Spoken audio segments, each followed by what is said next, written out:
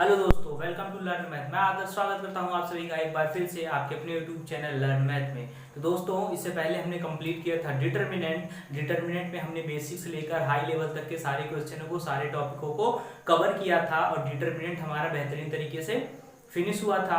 आज हम बात करते हैं मैट्रिक्स की। आज जो हमारा टॉपिक है, आज से जो हम स्टार्ट करेंगे, जो हमें पढ़ना है वो हमारा मैट्रिक्स। और मैट्रिक्स और डिटर्मिनेंट दोनों सेम ही लॉजिक के, लगभग दोनों सेम ही लॉजिक पर आते हैं, पर डिटर्मिनेंट हमने इससे पहले कवर कर लिया, तो हमें मैट्रिक्स समझने में ज़्यादा दिक्कत नहीं होने वाली, क्योंकि अधिकतर चीज़ें हमने कवर की। अब जो मैट्रिक्स में अलग लेवल की जो चीज़ें बची हुई है, उन्हें हम आज यहाँ आपसे डिस्कस करना स्टार्ट करते हैं। तो आज से हमारा टॉपिक हो मैट्रिक्स। अब मैट्रिक्स में हमें पढ़ना क्या है, एक बार हम ये जान लेते हैं। सबसे पहले हम जानेंगे मैट्रिक्स होता क्या है, देन आफ्टर हम जानेंगे कि टाइप ऑफ मैट्रिक्स क्या होती है, देन आफ्टर हम जाएंगे ऑपरेशन ऑफ मैट्रिक्स, उसके बाद हम पहुंचेंगे ट्रांसपोज मैट्रिक्स, और उसके बाद मैट्रिक इक्वेशन। और ये चीजें पढ़ने के बाद ही हमारा मैट्रिक्स क्या हो जाएगा, पूरी तरह से मैट्रिक्स और डिटरमिनेंट तो हम पढ़ ही चुके, तो दोनों टॉपिक हमारे क्या हो जाएंगे, आराम से फिनिश हो जाते हैं। और इन दोनों टॉपिकों को मिलाकर आपके पेपर में, आपके बोर्ड एग्जामिनेशन में कम से कम 8 से 10 नंबर की क्वेश्चन पूछा जाना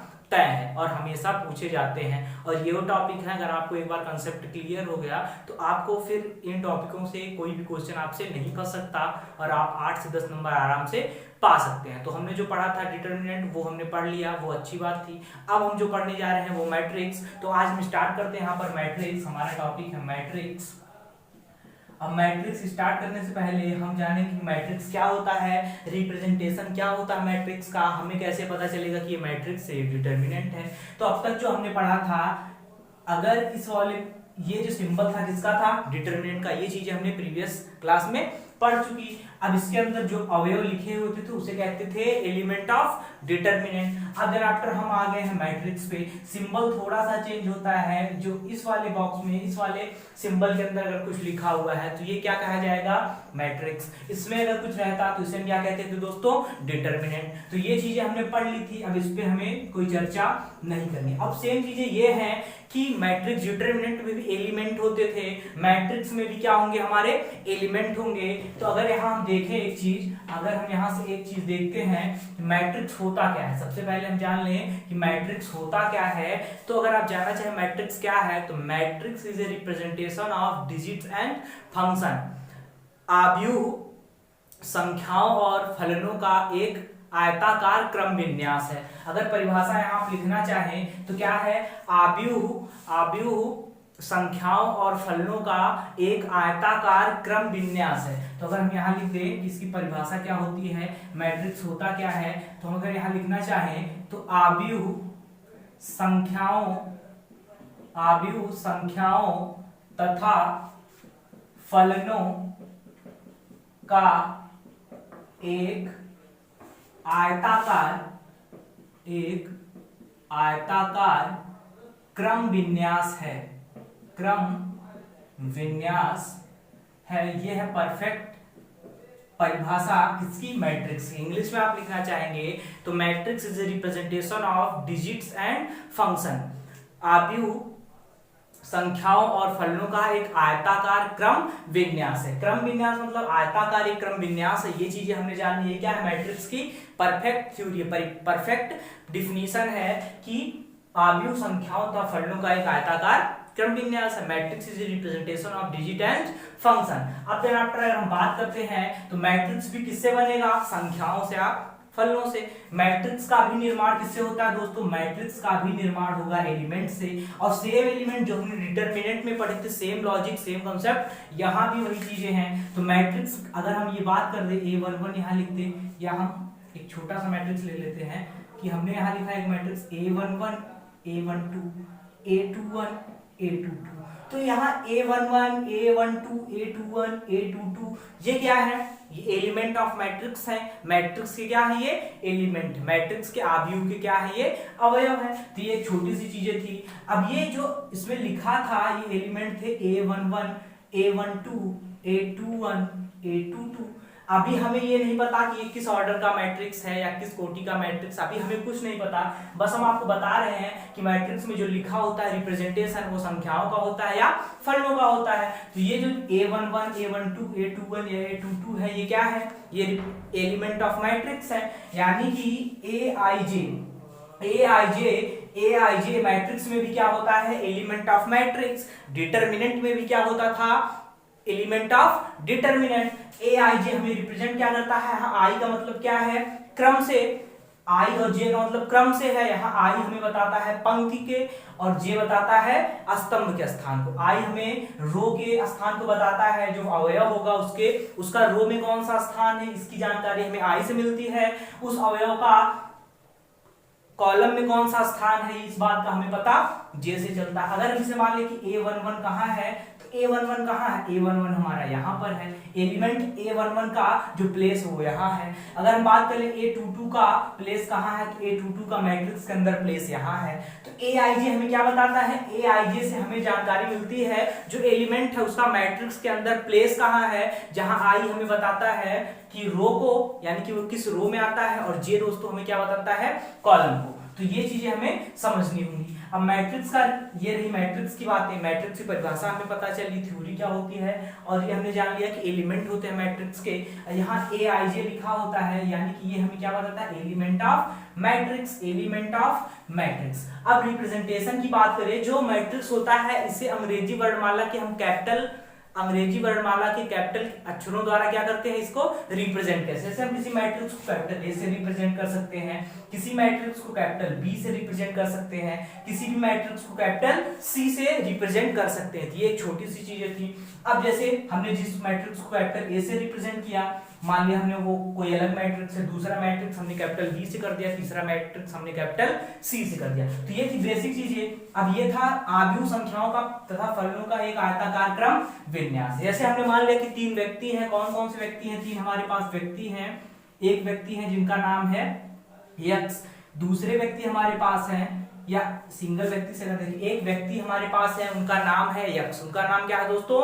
यक्स। अब इन्होंने क्या किया, इनके पास जो है, हमने मान लिया क्या है, इनके पास 15 टॉफियां हैं। इनके पास क्या है? 15 टॉफियां। इस बात को अगर हम कहें एक मैट्रिक्स रूप में रिप्रेजेंट कीजिए कि इनके पास क्या है, इनके पास 15 टॉफी है। जो यक्स है इनके पास 15 टॉफी है। इस बात को मैट्रिक्स रूप में अगर हम रिप्रेजेंट करें, तो हमने यहाँ रिप्रेजेंट किया मैट्रिक्स रूप में। ये हमें क्या बताता है? 15 कि जो यक्स महोदय है इनके पास इतनी टॉफियां हैं, 15। अब अगर सेम चीजें हैं, इनके पास 15 टॉफियां थी, अब हमने कह दिया इनके पास 15 टॉफियों के साथ साथ 6 चॉकलेट भी हैं। हमने क्या कह दिया कि इनके साथ 15 टॉफियों के साथ साथ, इनके साथ 15 टॉफियों के साथ साथ हम क्या है, 6 चॉकलेट भी हैं।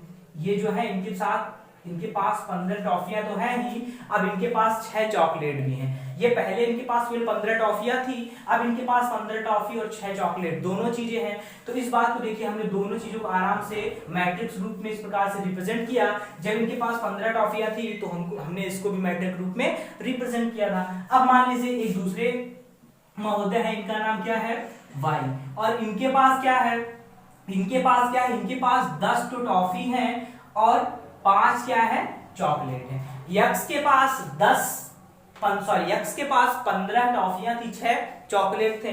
जो वाई महोदय के पास 10 टॉफियां और 5 चॉकलेट। एक तीसरे महोदय और हैं, वो कौन से? एक्स वाई, मान लीजिए उनका नाम है जेड, और इनके पास क्या है? इनके पास 9 टॉफियां हैं और 6 चॉकलेट हैं। 9 टॉफियां हैं और 6 चॉकलेट है। अब ये क्या हुआ? यक्स का रिप्रेजेंटेशन, यक्स के पास जो वस्तुएं हैं उनका आयताकार रिप्रेजेंटेशन, यानी कि उनका आव्यूह प्रदर्शन इस प्रकार से है। वाई जो महोदय है इनको आव्यूह रूप में इस प्रकार से हम लिख दिए। जो हमारे पास जेड महोदय है इनके पास जो टॉफियां और चॉकलेट है उनको हमने आव्यूह रूप में इस प्रकार से लिख दिया। अगर हम कहें एक्स वाई जेड की जो टॉफियां हैं उनको अगर हम लिखना चाहें एक मैट्रिक्स रूप में, सम्मिलित रूप में अगर हम बताना चाहें एक्स वाई जेड में टॉफियों और चॉकलेटों की जो संख्या इनके पास है, अगर हम इसे सम्मिलित रूप में बताना चाहें तो हम इसे सम्मिलित रूप में दोस्तों इस प्रकार से बताएं। किस प्रकार से? कि 15 6, ये यक्स जो महोदय है इनके पास 15 क्या थे? टॉफी, और 6 क्या थे? चॉकलेट।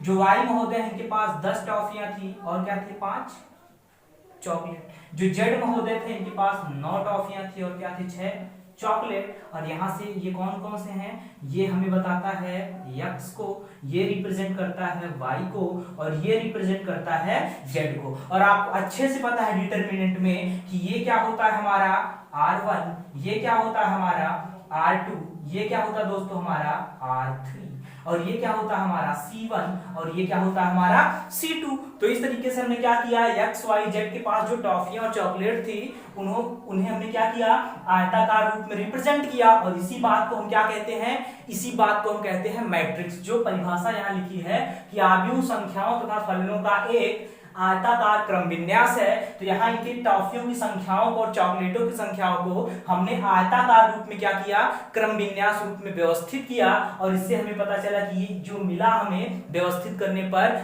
इस चीज को क्या कहा गया, इसी चीज को दोस्तों कहा गया मैट्रिक्स। उम्मीद करते हैं आपको समझ में आया होगा। अब ये तो मैट्रिक्स हुआ, इसको एक प्रकार से हम, अथवा ये तो हुआ कि r1 x को, r2 y को, r3 z को रिप्रेजेंट करता है। इसको एक तरीके से हम और रिप्रेजेंट कर सकते हैं, किस तरीके से कि 15 6 तो इनके पास थी, हमने मान लिया यहाँ 15 जो x महोदय हैं इनके चॉकलेट और 6 इनकी टॉफियां, जो y महोदय हैं इनके 10 टॉफियां और 5 चॉकलेट, z महोदय की 9 टॉफियां और 6 चॉकलेट। तो इस तरीके से भी हमने क्या किया, इस बात को रिप्रेजेंट कर दिया, इस तरीके से भी हमने क्या किया, इस बात को रिप्रेजेंट कर दिया। तो हमें बस यही समझना था यहाँ पर। अब यहाँ ये x को रिप्रेजेंट कर रहा है, ये y को रिप्रेजेंट कर रहा है, और ये z को, यानी कि अब C1 x को, C2 y को, C3 z को। तो यहाँ हमें पर्टिकुलर ये नहीं बताया गया है कि हमें इन्हें व्यवस्थित करना है रो पर, या हमें इन्हें पर्टिकुलर व्यवस्थित करना है कॉलम पर। तो ऐसी कुछ चीजें नहीं बताई गई हमें, तो इसलिए हमने एक बार यहाँ इसको देख लिया, यहाँ एक बार इसको देख लिया।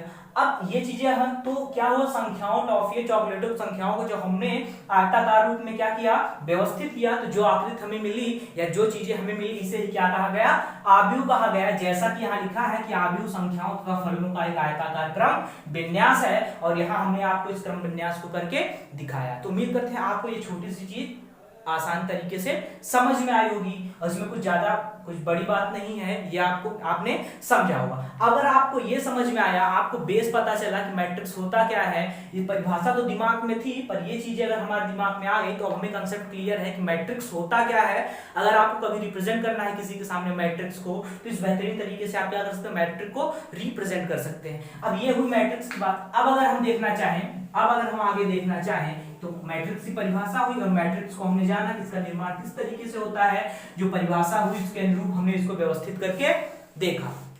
अब अगर हम बात करें कि इसकी कोट क्या होती है, इसका ऑर्डर क्या होता है। अब तक हमने पढ़ा था डिटरमिनेंट में कि डिटरमिनेंट का ऑर्डर होता है। ऑर्डर हमें क्या बताता है, ऑर्डर से दोस्तों हमें क्या पता चलता है, ऑर्डर इंग्लिश में, हिंदी में है तो कोटि, और इससे हमें क्या पता चलता है, डिटरमिनेंट में कितनी पंक्तियां और कितने स्तंभ है, ये हमने वहां पढ़ा था डिटरमिनेंट में ऑर्डर। तो सेम मैट्रिक्स का भी अपना खुद का क्या होगा, ऑर्डर होगा या कोटि होगी। तो अगर यहाँ हम बात कर ले मैट्रिक्स का खुद का भी क्या होगा, ऑर्डर। अगर हम बात कर ले order of matrix, order of matrix, तो अगर ऑर्डर ऑफ मैट्रिक्स की हम बात करें, आव्यूह की कोट की, तो आव्यूह की कोट तो होगी ही, और वहां डिटरमिनेंट में भी कोट थी।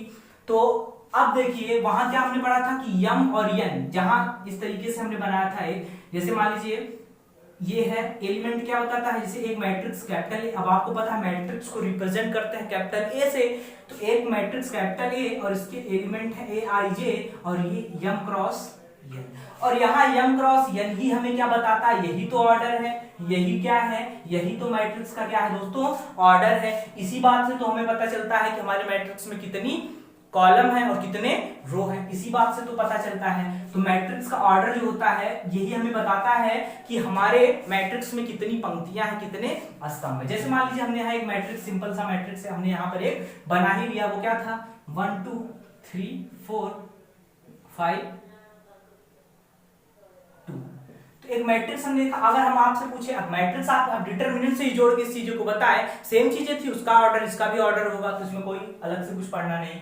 तो अगर हम पूछे इसका ऑर्डर बताओ, इसमें कितनी पंक्तियां और कितने स्तंभ है, ये चीजें आप बताओ, तो आप आसानी से यहाँ से पहली पंक्ति, सॉरी पहला कॉलम, दूसरा कॉलम, तीसरा कॉलम, पहली रो, दूसरी रो। लेकिन अब यम क्रॉस यन का जो क्रम होता है, यहाँ यम क्या बताता है, रो को बताता है, और यन किसको बताता है, यन दोस्तों हमें बताता है कॉलम को। यम बताता है रो को, यन बताता है कॉलम को। तो पहले हमें किसे लिखना होगा, पहले हमें लिखना होगा रो को। इसमें कितनी रो है, इसमें कितनी रो हैं, ये रही R1, ये रही R2, तो इसका ऑर्डर हुआ 2 क्रॉस कितने कॉलम है, C1 C2 C3, 2 क्रॉस 3 का। इसका ऑर्डर क्या हुआ, 2 क्रॉस 3 का, यानी कि इसमें m की वैल्यू 2 है, n की वैल्यू 3 है, यानी कि इसमें 2 पंक्तियां हैं और 3 स्तंभ हैं। तो ऑर्डर सेम वही था। ऑर्डर से हमें क्या पता चलता है, मैट्रिक्स का ऑर्डर, यानी कि मैट्रिक्स की रचना किस प्रकार की है कि उसमें पंक्तियों की संख्या ज्यादा है कि कॉलम की संख्या ज्यादा है, या उसमें m बराबर n है, यानी कि मैट्रिक्स में पंक्तियों या स्तंभों की संख्या आपस में बराबर। तो ये चीजें हमें किसकी, ये ऑर्डर से हमें क्या पता चलता है कि उसका अनुरूप वो किस प्रकार का मैट्रिक्स हमारा बना। तो सेम चीजें थी, हमें याद रखना है कि m बताता है रो को और n बताता है कॉलम को। जैसा कि हमें एलिमेंट में हमने पढ़ा i हमें किसे बताता है, रो को, और j दोस्तों हमें किसे बताता है, कॉलम को। सेम चीज, पहले रो बाद में कॉलम, पहले रो बाद में कॉलम। जैसे एक मैट्रिक्स है कैपिटल, अगर इसे हम गणितीय रूप में रिप्रेजेंट करना चाहें तो एक मैट्रिक्स है Aij, ये सिंबल है मैट्रिक्स का, और इसका जो ऑर्डर है m क्रॉस n का। तो ये एक परफेक्ट रिप्रेजेंटेशन है, परफेक्ट मैथमेटिकल रिप्रेजेंटेशन है किसका, मैट्रिक्स का। ये कोई ए मैट्रिक्स है, ये इसका परफेक्ट क्या है, रिप्रेजेंटेशन है। दूसरा मैट्रिक्स हमने कहा मान लिया कोई बी है, इसका मैथमेटिकल रिप्रेजेंटेशन हमने इस प्रकार लिख दिया कि Ij m क्रॉस n का। यहाँ Aij Bij ये एलिमेंट ऑफ मैट्रिक्स हैं, जहां I अवयव, I और J अवयवों के स्थान को बताते हैं, m क्रॉस n हमें बताता है ऑर्डर, मैट्रिक्स की कोट, मैट्रिक्स हमारा किस प्रकार का है। तो ये एक सिंपल सी चीज थी जिसे आपने समझा होगा। अब अगर हम बात करते हैं, अब अगर हम बात करें तो ये था ऑर्डर ऑफ मैट्रिक्स, और हमने बात कर ली डिफिनेशन मैट्रिक्स की। तीसरी चीज पे अगर हम आए, तीसरी चीज अगर हम जाने, तो तीसरी चीज अब क्या हुआ, हमने जान लिया मैट्रिक्स क्या होता है, इसकी रचना किस प्रकार की होती है, इसमें ऑर्डर कितने होते हैं, या ऑर्डर कोटि क्या होती है इसकी, और इसकी परिभाषा क्या होती है। तो इस चीज को हम यहाँ से हटा देते हैं। तो ये रही मैट्रिक्स की बेसिक जानकारी। अब अगर हम बात करें, अब अगर हम बात करें तीसरी चीज, टाइप ऑफ मैट्रिक्स। क्या बात करें दोस्तों, type of matrix. Type of, अगर मैट्रिक्स की बात करें, मैट्रिक्स हमारा कितने प्रकार का होता है। आपने जाना मैट्रिक्स जान लिया, मैट्रिक्स के ऑर्डर को जान लिया, कोटि को जान लिया। अब अगर आप बात करें टाइप ऑफ मैट्रिक्स, तो मैट्रिक्स हमारे होते कितने प्रकार के हैं, तो इसे हम यहां पर देखते हैं कि मैट्रिक्स हमारे कितने प्रकार के होते हैं। तो अगर मैट्रिक्स की बात करें, पहला मैट्रिक्स अगर हम जाने तो कौन सा मैट्रिक्स हम ले लें, रो मैट्रिक्स। रो मैट्रिक्स यानी कि रो मीन्स क्या होता है, पंक्ति। तो पहला पंक्ति आव्यूह, पंक्ति आव्यूह। तो पहला मैट्रिक्स जो हमने लिया पंक्ति आव्यूह। अब पंक्ति आव्यूह क्या है, इसके नाम से ही पता चलता है, इसके नाम से ही पता चलता है। पंक्ति आव्यूह किसे कहेंगे, पंक्ति आव्यूह दोस्तों किसे कहेंगे, जिसमें क्या होगा, केवल एक क्या होंगी, हमारी पंक्ति होंगी, जिसमें क्या होंगी, केवल एक ही पंक्ति होंगी, उसे क्या कहेंगे, पंक्ति आव्यूह। तो इसके नाम से ही पता चलता है। मान लीजिए हमने यहाँ पर कोई आव्यूह हमने रचना कर दी, यहाँ ए इस प्रकार का हमारा कोई आव्यूह है। अब ये हम बात कर रहे हैं रो मैट्रिक्स की, यानी कि पंक्ति आव्यूह की। तो पंक्ति आव्यूह की अगर हम बात करें तो ये हमारा एक प्रकार का पंक्ति आव्यूह है। यहाँ हमने लिख दिया 2 4 3 5। अब अगर हम यहाँ बात करें कि इसमें पंक्तियां कितनी हैं, तो आप कहेंगे इसमें केवल एक पंक्ति है, कौन सी, R1। हम कहें इसमें कॉलम कितने हैं, तो आप कहेंगे इसमें 4 कॉलम है, C1 है, C2 है, C3 है, C4 है। तो इसमें एक रो है, तो इसे कौन सा मैट्रिक्स कहा गया, इसे कहा गया दोस्तों रो मैट्रिक्स। क्योंकि इसमें क्या है, इस मैट्रिक्स में क्या है, R1 पंक्ति केवल एक है, स्तंभ 4 हैं, तो इसमें केवल एक पंक्तियां हैं, तो इसलिए हमें क्या कहा गया, इसे रो मैट्रिक्स। यानी कि रो मैट्रिक्स किसे कहते हैं, जिसमें केवल एक पंक्तियां हो, उसे कौन सा मैट्रिक्स कहते हैं, उसे रो मैट्रिक्स कहते हैं। इसका रिप्रेजेंटेशन इस प्रकार से है कि A इक्वल टू Ij, आपको पता है Ij क्या है, एलिमेंट 1 क्रॉस n। और 1 क्या है, 1 होती है पंक्ति, यहाँ पंक्तियों की संख्या क्या है, 1 क्रॉस n। तो ये रिप्रेजेंटेशन किसका है, ये रिप्रेजेंटेशन है रो मैट्रिक्स का। किसका है, रो मैट्रिक्स का। तो रो मैट्रिक्स किसे कहते हैं, रो मैट्रिक्स हम कहते हैं जिसमें केवल एक पंक्तियां हो ऐसे आव्यूह को, जिसमें केवल एक पंक्तियां हो ऐसे आव्यूह को कौन सा आव्यूह कहते हैं, ऐसे आव्यूह को रो आव्यूह कहते हैं, रो मैट्रिक्स कहते हैं, यानी कि पंक्ति आव्यूह कहते हैं। तो ये था पंक्ति आव्यूह के बारे में, जिसमें इसका एक एग्जांपल था। दूसरा एग्जांपल आप खुद से कुछ भी लिख सकते हैं, जैसे हमने मान लिया A B C टी। इसमें भी एक पंक्ति है, 4 स्तंभ हैं, तो इसका रिप्रेजेंटेशन अगर हम करना चाहें तो इसका भी रिप्रेजेंटेशन हमने इस प्रकार से कर दिया 1 क्रॉस n। तो ये क्या है, यहाँ पंक्तियों की संख्या 1 हो और कॉलम चाहे जितने हो तो उसे क्या कहते हैं, उसे कहते हैं रो मैट्रिक्स। तो ये था रो मैट्रिक्स का रिप्रेजेंटेशन। रो मैट्रिक्स किसे कहते हैं, जिसमें केवल एक पंक्ति हो उसे रो मैट्रिक्स कहते हैं। तो आप इसे लिखना चाहें तो आप इसे लिख सकते हैं।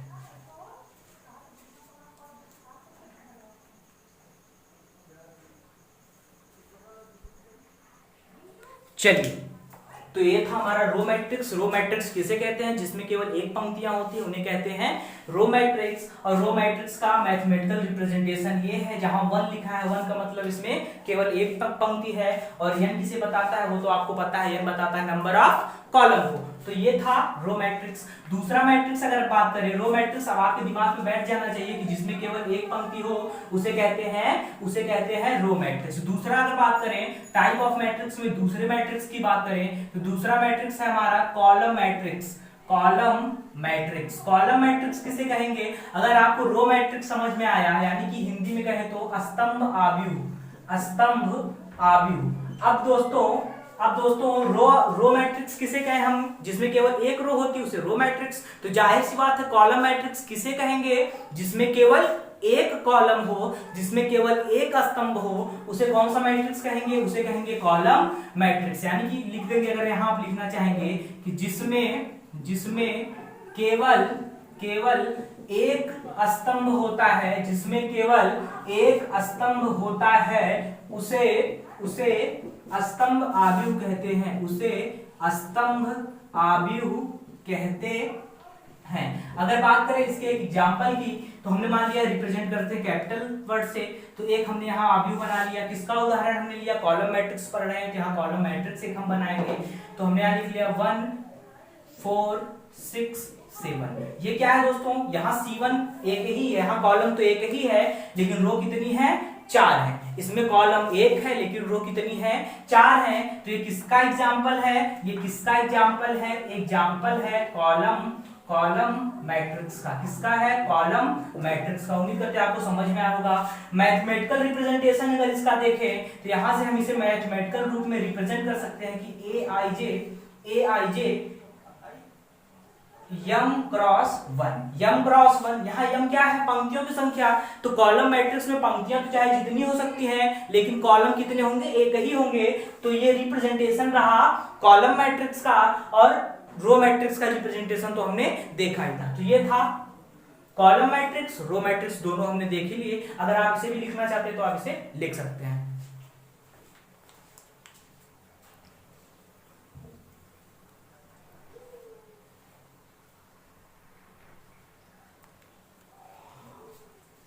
चलिए, छोटी सी बात थी। अब तीसरी बात पे आते हैं। अब तीसरा मैट्रिक्स हम देख लेते हैं। रो हो गया हमारा, कॉलम मैट्रिक्स हो गए हमारे। अब तीसरा मैट्रिक्स हम कौन सा बात कर ले, अगर अब देखिए तीसरे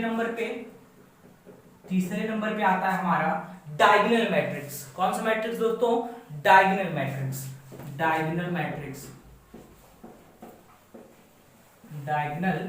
मैट्रिक्स यानी कि हिंदी में कहें तो विकर्ण आव्यूह। तो विकर्ण आव्यूह किसे कहेंगे, विकर्ण आव्यूह किसे कहते हैं। सबसे पहले अगर हम जानना चाहें डायगोनल क्या होता है, विकर्ण क्या होते हैं, तो अगर आपने पढ़ा है वर्ग के बारे में पढ़े हैं आप, आयत के बारे में अगर आप पढ़े हैं, तो विकर्ण किसे कहते हैं, सम्मुख शीर्षों को मिलाने वाली रेखाएं, सम्मुख शीर्षों को मिलाने वाली जो रेखाएं होती थी उन्हें विकर्ण कहते थे। इसमें अगर विकर्ण देखें तो इसका एक विकर्ण ये रहा, दूसरा विकर्ण ये रहा। इस आयत के अगर विकर्ण की बात करें तो इसका एक विकर्ण ये रहा, और ये थोड़ा सा इसका एक विकर्ण ये रहा, दूसरा विकर्ण ये रहा। तो ये समझने की बात है विकर्ण होते क्या थे हमारे। तो उसी प्रकार से हम समझेंगे कि मैट्रिक्स में विकर्ण क्या कहे जाएंगे। जैसे हम यहाँ पर एक मैट्रिक्स अगर बना ही लेते हैं, यहाँ अगर मान लीजिए हमने सिंपल हम इस उद्देश्य से नहीं बना रहे हैं कि हमें मैट्रिक्स का ही एग्जाम्पल बनाए, हम यहाँ पर एक सिंपल सा मैट्रिक्स बनाते हैं। मान लीजिए हमने यहाँ लिख लिया A11 A12 A13 A21 A22 A23 A31 A32 A33। अगर हम बात करें इसका मैट्रिक्स, इसका डायगोनल क्या होगा, इस मैट्रिक्स का डायगोनल क्या होगा, तो आप कहेंगे इस मैट्रिक्स का डायगोनल ये रहा और इसका दूसरा डायगोनल ये रहा। तो उम्मीद करते हैं आपको अब समझ में आई होगी बात कि मैट्रिक्स का डायगोनल होता क्या है। तो हम पढ़ रहे हैं डायगोनल मैट्रिक्स। तो जाहिर सी बात है डायगोनल मैट्रिक्स किसे कहेंगे? ऐसा मैट्रिक्स जिसमें विकर्ण को छोड़कर उसके ऊपर तथा नीचे के सभी अवयव शून्य होते हैं, उन्हें कौन सा मैट्रिक्स कहते हैं? उन्हें डायगोनल मैट्रिक्स कहते हैं। हिंदी में हमें लिखने की जरूरत नहीं, अगर आप ध्यान से सुनेंगे ये सब बातें आपकी किताब में लिखी हुई हैं। तो डायगोनल मैट्रिक्स क्या होता है? जिसके विकर्ण को छोड़कर उस विकर्ण के ऊपर तथा विकर्ण के नीचे के सभी एलिमेंट जीरो हो, तो ऐसे मैट्रिक्स को क्या कहते हैं? ऐसे मैट्रिक्स को कहते हैं डायगोनल मैट्रिक्स। और डायगोनल तो आप यहां से जान ही गए होंगे कि डायगोनल हमारा होता क्या है। तो अगर बात कर ले ऐसा अवयव जिसके विकर्ण को छोड़कर उसके ऊपर नीचे के सभी अवयव जीरो होते हैं, तो ऐसे अवयव को कौन सा अवयव कहते हैं? ऐसे अवयव को विकर्ण अवयव कहते हैं। ऐसे अवयव को विकर्ण अवयव कहते हैं। तो यहाँ अगर हम एक विकर्ण अवयव की रचना करें, तो यहाँ से हम देख लें, तो यहाँ से 1 0 0 0 3 0 0 0 4। तो यहां देखिए हमने एक अवयव की क्या की? रचना की। अब आपने ऑर्डर के बारे में पढ़ा, अगर हम आपसे पूछना चाहे इसका ऑर्डर क्या है, इसका ऑर्डर क्या है, तो इसमें 3 पंक्तियां हैं, 3 स्तंभ है, तो इसका ऑर्डर है 3/3 का। तो ये ऑर्डर लिखने की जरूरत बार बार नहीं है, लेकिन आपको पता होना चाहिए इसका ऑर्डर क्या है। यहाँ हमने साथ ही साथ ऑर्डर की भी बात कर ली। अब हमने बताया कि ऐसा अवयव जिसके विकर्ण को छोड़कर उसके ऊपर नीचे के शेष अवयव शून्य हो। तो यहाँ देख रहे हैं केवल इसके विकर्ण पर लिखा है 1 3 4 और इस विकर्ण के ऊपर और विकर्ण के नीचे के सारे एलिमेंट जीरो हैं। तो इस वाले अवयव को क्या कहेंगे? विकर्ण। इसका ये दूसरी तरीके से भी बन सकता है। मान लीजिए हमने इस प्रकार से बना लिया कि हमने इस प्रकार से अवयव बना लिया कि 0 0 3 0 4 2 0 1 0 0। तो देखिए ये भी तो इसका विकर्ण रहा। इस विकर्ण के ऊपर नीचे भी क्या है? इसके एलिमेंट जीरो है। तो दोनों किसके एग्जाम्पल हैं? दोनों किसके एग्जाम्पल है दोस्तों? दोनों एग्जाम्पल हैं विकर्ण अवयव के। तो यानी कि ऐसा अवयव जिसके विकर्ण के ऊपर नीचे के सभी एलिमेंट जीरो हो, केवल विकर्ण को छोड़कर ऊपर नीचे के सभी एलिमेंट जीरो हो, तो ऐसे अवयव को क्या कहते हैं? ऐसे अवयव को दोस्तों कहते हैं विकर्ण अवयव। तो मैं उम्मीद करते हैं आपको समझ में आया होगा। तो आप अगर इसे लिखना चाहते हैं, इस एग्जाम्पल को अगर आप नोट करना चाहते हो, तो आप इसे नोट कर सकते हैं। चलिए अब देख लिया हमने डायगोनल मैट्रिक्स। अब इसके बाद देखते हैं हम चौथा कौन सा हमारा? इससे पहले हमें पढ़ लेना चाहिए था। चौथा है हमारा स्क्वायर मैट्रिक्स। अगर हम बात करें दोस्तों, चौथा है square matrix. Square matrix Hindi में कहें तो स्क्वायर मैट्रिक्स यानी कि वर्ग अवयव किसे कहते हैं? वर्ग अवयव किसे कहते हैं? ऐसा अवयव जिसमें पंक्तियों की संख्या और स्तंभों की संख्या दोनों आपस में बराबर हो, तो ऐसे अवयव को कहते हैं वर्ग अवयव। ऐसा अवयव जिसमें पंक्तियों की संख्या स्तंभों की संख्या की क्या हो? बराबर हो, तो ऐसे अवयव को कहते हैं वर्ग अवयव। जैसे यहाँ कुछ एग्जाम्पल देखते हैं वर्ग अवयव के। जैसे पहला वर्ग अवयव मान लीजिए हमने यहाँ पर बना दिया 3। दूसरा एक मैट्रिक्स हमने यहाँ पर लिख लिया 1 2 4 6। तीसरा एक मैट्रिक्स हमने यहाँ पर देख लिया दोस्तों। तीसरा हमारा मैट्रिक्स है 1 4 6 3 2 9 1 3 2। तो यहाँ अगर देखें वर्ग अवयव, क्योंकि यहाँ क्या है? यहाँ एक पंक्ति है और एक स्तंभ है, एक रो है एक कॉलम। तो ये 1 क्रॉस 1 का मैट्रिक्स है, ये 2 क्रॉस 2 का है, ये 3 क्रॉस 3 का है। तो यहाँ देखते हैं कि यहाँ भी number of row equal to number of column, यहाँ भी number of row equal to number of column, और यहाँ भी number of row equal to number of column. तो ये कह सकते हैं कि ए बी तथा सी क्रमशः कोटि 1 2 तथा 3 के वर्ग अवयव हैं। तो क्या कहा हमने कि ए हमारा 1 कोटि का वर्ग अवयव है, बी हमारा 2 कोटि का वर्ग अवयव है, सी हमारा 3 कोटि का वर्ग अवयव है। और वर्ग अवयव कहते किसे हैं? यानी कि जहां number of row equal to number of column, ऐसा अवयव जिसमें पंक्तियों की संख्या स्तंभों की संख्या के बराबर हो, तो ऐसे अवयव को कहते हैं वर्ग अवयव। अब रही बात, क्या रो मैट्रिक्स और कॉलम मैट्रिक्स कभी वर्ग अवयव हो सकते हैं? क्या रो, इसी के साथ हम बात कर लेते हैं, क्या कॉलम मैट्रिक्स और रो मैट्रिक्स कभी स्क्वायर मैट्रिक्स हो सकते हैं? नहीं, रो मैट्रिक्स और कॉलम मैट्रिक्स कभी स्क्वायर मैट्रिक्स नहीं हो सकते। क्यों नहीं हो सकते? क्योंकि रो मैट्रिक्स में क्या होता है, केवल एक रो होती है, कॉलम मैट्रिक्स में क्या होता है, केवल एक कॉलम होता है। और वर्ग मैट्रिक्स हमने जो पढ़ा, वर्ग आव्यूह के बारे में हमने जाना कि यहाँ number of row number of column क्या होने चाहिए, इक्वल। और रो मैट्रिक्स में और कॉलम मैट्रिक्स में नंबर ऑफ रो और नंबर ऑफ कॉलम कभी इक्वल नहीं हो सकते। तो ये बातें हमें साथ ही साथ दिमाग में बैठा लेनी है कि रो मैट्रिक्स और कॉलम मैट्रिक्स कभी भी स्क्वायर मैट्रिक्स नहीं हो सकते। बात करें क्या डायगोनल मैट्रिक्स स्क्वायर मैट्रिक्स हो सकता है? हाँ, डायगोनल मैट्रिक्स स्क्वायर मैट्रिक्स हो सकता है, डायगोनल मैट्रिक्स स्क्वायर मैट्रिक्स हो सकता है। अब हमने बात की वर्ग आव्यूह की, स्क्वायर मैट्रिक्स क्या है, जहां number of row equal to number of column, तो इसे कहते हैं वर्ग आव्यूह। रिप्रेजेंटेशन करना चाहे तो यहाँ ए का अगर हम रिप्रेजेंटेशन करना चाहे, ए आई जे यम क्रॉस यम की, या कोई दूसरा हमारा है बी आई जे रिप्रेजेंटेशन है मैथमेटिकल एन क्रॉस एन की। एम क्रॉस एन क्या बताता है कि number of row equal to number of column, n cross n भी वही बताता है कि number of row equal to number of column. तो अगर आप लिखना चाहें वर्ग आव्यूह को तो आप लिख सकते हैं।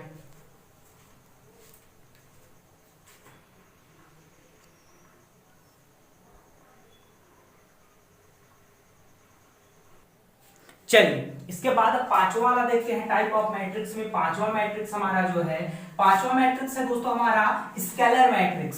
स्केलर मैट्रिक्स अदिश आव्यूह, पांचवे की बात करें स्केलर मैट्रिक्स, हिंदी में कहें इसे क्या कहते हैं, हिंदी में अदिश आव्यूह। अदिश आव्यूह, अब इसकी परिभाषा हिंदी में लिखने की हमें जरूरत है, आप ध्यान से सुनेंगे। अदिश आव्यूह किसे कहते हैं? अदिश आव्यूह एक प्रकार का विकर्ण आव्यूह होता है। अदिश आव्यूह एक प्रकार का विकर्ण आव्यूह होता है। इसमें विकर्णों पर समान अवयव स्थित होते हैं। ये बात हमें ध्यान से सुननी है कि अदिश आव्यूह भी एक प्रकार का विकर्ण आव्यूह होता है। अब विकर्ण आव्यूह क्या था, आपने पढ़ा था विकर्ण आव्यूह। विकर्ण आव्यूह वही था जिसके विकर्ण के ऊपर और नीचे के एलिमेंट क्या होते थे, जीरो, और केवल जो एलिमेंट होते थे वो कहां होते थे, विकर्ण पे, तो उसे कहते थे हम विकर्ण आव्यूह। अब अगर बात करें स्केलर मैट्रिक्स अदिश आव्यूह, तो अदिश आव्यूह एक प्रकार का विकर्ण आव्यूह होता है, लेकिन कंडीशन क्या है यहाँ पर, केवल ये कंडीशन कि इसके विकर्ण पर समान अवयव स्थित होने चाहिए। लेकिन विकर्ण आव्यूह में ऐसी बातें नहीं थी, इसमें केवल थोड़ा सा चेंज है कि इसके विकर्ण पर एक ही एलिमेंट समान अवयव स्थित होने चाहिए। आप एग्जाम्पल से बेहतर समझेंगे कि विकर्ण आव्यूह भी एक प्रकार, अदिश आव्यूह भी एक प्रकार का विकर्ण आव्यूह होता है। तो एक इसका अगर हम एग्जाम्पल ले यहाँ पर, तो -1 0 0 -1, तो यहाँ देखा इसके विकर्ण के ऊपर नीचे के एलिमेंट क्या है, इस आव्यूह के ऊपर नीचे के विकर्ण के ऊपर नीचे के एलिमेंट 0, तो जाहिर सी बात यहाँ से तो हम कह सकते हैं कि ये विकर्ण आव्यूह है। लेकिन अब दूसरी कंडीशन जो इसकी थी क्या थी, इसके विकर्ण पर अवयव एलिमेंट सेम होने चाहिए। यहाँ देखिए भी -1 है, यहाँ भी क्या है -1 है। ऑर्डर अगर बात करें तो 2 क्रॉस 2 का है, तो यानी कि अदिश आव्यूह एक विकर्ण आव्यूह होता है, लेकिन इसके विकर्ण पर समान अवयव स्थित होने चाहिए। तो ये रहा एग्जाम्पल। दूसरा एग्जाम्पल अगर हम बात कर लें तो √3 0 0 0 √3 0 0 0 √3, तो ये भी क्या है 3 क्रॉस 3 का एक मैट्रिक्स है, लेकिन इसके विकर्ण पर क्या है, एलिमेंट क्या है, समान स्थित है, और विकर्ण के ऊपर नीचे के एलिमेंट 0 है। तो इस प्रकार के एलिमेंट को क्या कहेंगे, इस प्रकार के एलिमेंट को कहेंगे विकर्ण आव्यूह। अब क्या विकर्ण आव्यूह, सॉरी क्या कहेंगे, अदिश आव्यूह। तो अदिश आव्यूह विकर्ण आव्यूह तो होता ही है, ये बातें तो हमें पता चली। थोड़ी सी कंडीशन क्या है कि इसके विकर्ण पर एलिमेंट समान होने चाहिए, बस एक चेंज, इसके विकर्ण पर एलिमेंट समान होने चाहिए। तो क्या ये विकर्ण अदिश आव्यूह विकर्ण के साथ साथ वर्ग आव्यूह भी हो सकता है? हाँ बिल्कुल, ये विकर्ण आव्यूह के साथ साथ वर्ग आव्यूह भी हो सकता है। जैसा कि यहाँ देख रहे हैं ये वर्ग आव्यूह क्योंकि 2 क्रॉस 2 का है, यहाँ भी देख रहे हैं ये वर्ग आव्यूह 2 क्रॉस 2 का है। यानी कि अदिश आव्यूह स्केलर मैट्रिक्स एक डायगोनल मैट्रिक्स और स्क्वायर मैट्रिक्स दोनों हो सकता है। स्केलर मैट्रिक्स डायगोनल और स्क्वायर दोनों मैट्रिक्स हो सकता है। और परिभाषा इस एग्जाम्पल को देखकर आपको समझ में आई होगी कि इसके मैट्रिक्स, इसके डायगोनल पर एलिमेंट क्या होने चाहिए, समान स्थित होने चाहिए, और उसके ऊपर नीचे के एलिमेंट क्या हो सकते हैं, 0 रहेंगे। तो ये होता है एग्जाम्पल अदिश आव्यूह का अदिश आव्यूह प्रकार का विकर्ण आव्यूह है और यह एक प्रकार का वर्ग आव्यूह भी है। चेंज क्या है कि इसके डायगोनल पर जो एलिमेंट होते हैं वो सेम होने चाहिए। वो क्या होने चाहिए दोस्तों? सेम होने चाहिए। तो आप उम्मीद करते हैं बातें समझ में आई होंगी। आप इसे अगर लिखना चाहते हैं तो लिख सकते हैं। बाकी आपकी बुक में थ्योरी पूरी लिखी है, बाकी समझने की बात है। थ्योरी याद करने से ज्यादा अगर वो आपके दिमाग में प्रैक्टिकली क्या हो, सेट हो जाए, तो आपको याद करने की कभी जरूरत नहीं है और ये बेहतरीन तरीका, इससे कोई अच्छा तरीका हो नहीं सकता। तो आप एग्जाम्पल अगर लिखना चाहें तो लिख सकते हैं।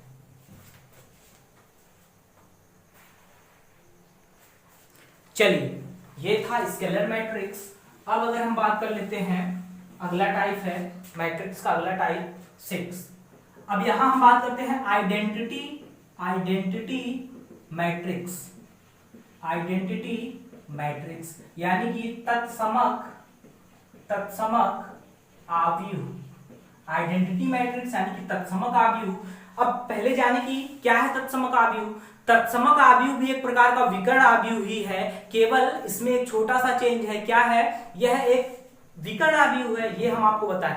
क्या होता है? इसके विकर्ण पर ऐसा आव्यूह जिसके विकर्ण पर के सभी एलिमेंट एक हो और विकर्ण के ऊपर नीचे के सभी अवयव शून्य हो, ऐसे आव्यूह को तत्समक या आइडेंटिटी मैट्रिक्स कहते हैं। जैसे अगर एग्जांपल देखें यहां पर, तो यहाँ पर आव्यूह हमने लिया 1 0 0 0 1 0 0 0 1। तो क्या है इसकी परफेक्ट परिभाषा? इसकी परफेक्ट परिभाषा क्या है कि ऐसा मैट्रिक्स, ऐसा आव्यूह जिसके विकर्ण के सभी अवयव एक हो, क्या होने चाहिए? केवल 1 होने चाहिए और विकर्ण के ऊपर नीचे के एलिमेंट क्या हो? 0 हो। तो ऐसे आव्यूह को मैट्रिक्स या ऐसे आव्यूह को आइडेंटिटी मैट्रिक्स या तत्समक आव्यूह कहते हैं। अब साथ ही साथ अगर इसका क्रम देखें तो 3x3 का, जहां number of row number of column equal है, तो यहां से आप खुद कह सकते हैं कि यह वर्ग आव्यूह भी होगा। और साथ ही साथ इसके डायगोनल के ऊपर नीचे के एलिमेंट 0 है, तो साथ ही साथ क्या होगा? ये विकर्ण आव्यूह भी होगा। तो अगर बात करें आइडेंटिटी मैट्रिक्स, तो ऐसा मैट्रिक्स जिसके डायगोनल पर के एलिमेंट 1 हो और डायगोनल के ऊपर नीचे के एलिमेंट 0 हो, तो ऐसे मैट्रिक्स को कहते हैं आइडेंटिटी मैट्रिक्स या तत्समक आव्यूह। एक छोटी सी चीज थी। और तत्समक आव्यूह विकर्ण आव्यूह के साथ साथ एक वर्ग आव्यूह भी होता है। और कंडीशन क्या है? इसके विकर्ण के सभी एलिमेंट 1 होने चाहिए और विकर्ण के ऊपर नीचे के एलिमेंट 0 होने चाहिए। तो इससे हम कहेंगे कि ये विकर्ण के साथ साथ वर्ग आव्यूह भी है। और तत्समक क्या है कि इसके डायगोनल के सभी एलिमेंट 1 होने चाहिए। तो ये था आइडेंटिटी मैट्रिक्स के बारे में। अब लास्ट जो बचता है हमारा, वो देख लेते हैं 7 नंबर, जीरो मैट्रिक्स यानी कि शून्य आव्यूह। जीरो मैट्रिक्स किसे कहते हैं? नाम से ही पता चलता है। ऐसा आव्यूह जिसके सभी एलिमेंट 0 हो, ऐसा आव्यूह जिसके सभी एलिमेंट 0 हो, ऐसा आव्यूह जिसके सभी एलिमेंट 0 हो, तो ऐसे आव्यूह को शून्य आव्यूह कहते हैं। ऐसा एलिमेंट जिसके सभी आव्यूह 0 हो, तो ऐसे एलिमेंट को शून्य आव्यूह या रिक्त आव्यूह कहते हैं। तो ये था जीरो मैट्रिक्स। जीरो मैट्रिक्स क्या होता है? शून्य आव्यूह क्या होता है? ऐसा आव्यूह जिसके सभी एलिमेंट 0 हो, तो ऐसे आव्यूह को शून्य आव्यूह कहते हैं। तो आज हमने जाना दोस्तों व्हाट इज मैट्रिक्स के बारे में। हमने जाना what is matrix. Matrix is the representation of digits and functions. तो हमने जाना मैट्रिक्स होता क्या है, मैट्रिक्स बनता क्या है, मैट्रिक्स का ऑर्डर किसे कहते हैं, टाइप ऑफ मैट्रिक्स के बारे में जाना। टाइप ऑफ मैट्रिक्स के बारे में जो चीजें हमने आपको बताई, अगर वो सब चीजें आपके समझ में आती हैं, ये माइंड मैप अगर आपके दिमाग में ये चीजें सेट हो जाती हैं, तो आपको थ्योरी रटने की कोई भी जरूरत नहीं है। बाकी आपको अगर पढ़ना है तो बुक में आपके पर्याप्त मात्रा में थ्योरियां लिखी हुई हैं। लेकिन अगर कंसेप्चुअल आपको समझना है, तो ये सब बातें अगर आपको समझ में आई, तो सातों टाइप मैट्रिक्स के, मैट्रिक्स होता क्या है, ये सब बातें आपको उम्मीद करते हैं समझ में आएगी। तो कल की क्लास में अब हम क्या पढ़ेंगे? कल की क्लास में हमारा जो टॉपिक होगा इक्वल मैट्रिक्स क्या होता है, समान सदिश क्या होते हैं, समान आव्यूह क्या होते हैं। देन आफ्टर हम जाएंगे ऑपरेशन ऑफ मैट्रिक्स। आव्यूह की संक्रियाएं, जिसे कहते हैं हिंदी में आव्यूह की संक्रियाएं। देन आफ्टर हम एक्सरसाइज पे पहुंचेंगे और यहां से हमारा क्वेश्चन स्टार्ट होगा। तो आज थी बेसिक क्लास, कंसेप्चुअल क्लास थी आज मैट्रिक्स की। तो उम्मीद करते हैं आपको अच्छा लगा होगा, सब बातें समझ में आई होंगी। दोस्तों अगर आपको अच्छा लगा, सब बातें समझ में आई, तो चैनल को ज्यादा से ज्यादा शेयर कीजिए, सब्सक्राइब कीजिए और लाइक कीजिए। और फिर मिलते हैं आपसे अगली वीडियो में कल की, यहाँ हमारी बात होगी ऑपरेशन ऑफ मैट्रिक्स के, और देन आफ्टर हम जाएंगे अपनी एक्सरसाइज पे और स्टार्ट करेंगे क्वेश्चन को सॉल्व करना। तो ख्याल रखिएगा अपना, मिलते हैं आपसे अगली वीडियो में। तब तक के लिए जय हिंद, जय भारत। और आपको अगर कोई भी चीज समझ में ना आई हो, वीडियो अच्छा, कोई भी दिक्कत हुई हो, तो आप क्या करेंगे, कमेंट बॉक्स में उस बात को लिखेंगे और दोस्तों के साथ ज्यादा से ज्यादा चैनल को शेयर कीजिए, सब्सक्राइब कीजिए और लाइक कीजिए। तो मिलते हैं आपसे अगली वीडियो में, तब तक के लिए जय हिंद, जय भारत।